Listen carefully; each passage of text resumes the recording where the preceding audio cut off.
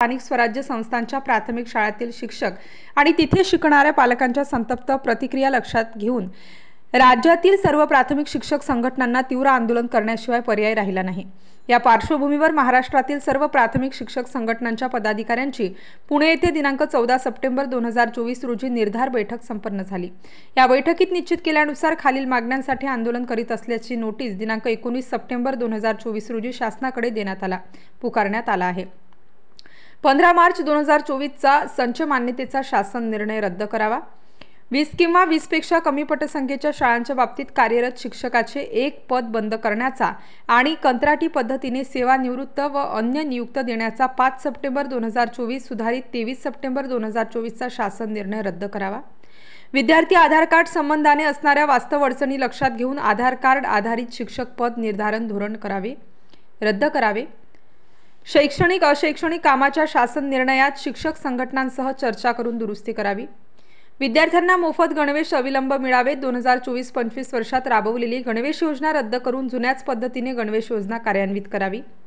अद्यापही अनेक ठिकाणी पाठ्यपुस्तके मिळालेली नाहीत, त्या ठिकाणी तातडीने पाठ्यपुस्तके पुरवावीत व अशा अनेक मागण्यांबाबत शासन स्तरावरून अनुकूल निर्णय होत नसल्याने सर्व प्राथमिक शिक्षक संघटना महाराष्ट्र राज्याच्या माध्यमातून काळीफीत लावून शासन निर्णयाच्या दुर्लक्षाचा विरोध सुरू आहे। दिनांक 18 सप्टेंबर 2024 पासून सर्व प्रकारच्या तथाकथित प्रशासनिक व्हॉट्सअप ग्रुपवरून लक्षावधी शिक्षक बाहेर पडले आहेत। आज दिनांक 25 सप्टेंबर 2024 रोजी प्राथमिक शिक्षकांनी सामूहिक किरकोळ रजा घेऊन संपूर्ण राज्यात मोर्चा काढला आहे। शासनाने स्थानिक स्वराज्य संस्थांच्या शाळा, विद्यार्थी आणि शिक्षकांच्या मागण्यांबाबत तातडीने आवश्यक अनुकूल कार्यवाही करावी, अन्यथा अधिक तीव्र आंदोलनाशिवाय राज्यातील सर्व प्राथमिक शिक्षक संघटना 25 सप्टेंबर रोजी नाशिक येथे सर्व शिक्षक संघटना समन्वय समितीच्या माध्यमातून संपूर्ण जिल्हाभरातील शिक्षकांचा भव्य आक्रोश मोर्चा या ठिकाणी संपन्न होत आहे। शासनाने 15 मार्च व 5 सप्टेंबर या 2 दिवशी जे GR पारित केले, संच मान्यतेचा व कंत्राटी भरतीचा, या दोन्ही GRच्या विरोधात, शासन निर्णयाच्या विरोधात या ठिकाणी आम्ही सर्वजण एकवटलो आहोत। शासनाने हे दोन्ही GR तात्काळ मागे घ्यावे, कारण कंत्राटी भरती करून जवळजवळ 1,85,000 विद्यार्थ्यांचं जीवन शिक्षण अधांतरी राहणार आहे। त्याचप्रमाणे जवळजवळ 4,000 शिक्षकांचं व 29,000 छोट्या शाळांचं नुकसान या माध्यमातून होणार आहे। त्याच्यामुळे हा शासन निर्णय तात्काळ शासनाने मागे घ्यावा व त्यासोबत अशैक्षणिक कामं इतक्या मोठ्या प्रमाणावर सर्व शिक्षकांना देण्यात येतात की आम्ही गेल्या 6-7 दिवसापासून काळी फीत लावून या अशैक्षणिक कामांचाही आणि या GRचाही निषेध करत आहोत। सोबतच सगळ्या प्रशासकीय ग्रुपमधून आमचे सर्व शिक्षक बांधव राज्यभरातून लेफ्ट झालेत। त्याचं कारण असं की मोबाईल आमचा, नेट पॅक आमचा, मात्र शासन दिवसभर आम्हाला वेगवेगळ्या प्रकारचे अशैक्षणिक कामं देत असतं, लिंक भरायला लावत असतं आणि या माध्यमातून आम्ही आवाज उठवत आहोत। अर्जंटली अतिशय तात्काळ शासनाने हे शासन निर्णय मागे घेण्यात यावे, त्यासोबत मुख्यालय राहण्याची अट शिथिल करण्यात यावी। सोबतच जे आता सध्या 15 प्रकारच्या पाककृती आम्हाला शिजवायला लावण्यात येत आहेत, त्या पाककृती आम्ही शिजवणार नाही आहोत, कारण शालेय पोषण आहार हे अशैक्षणिक काम आहे।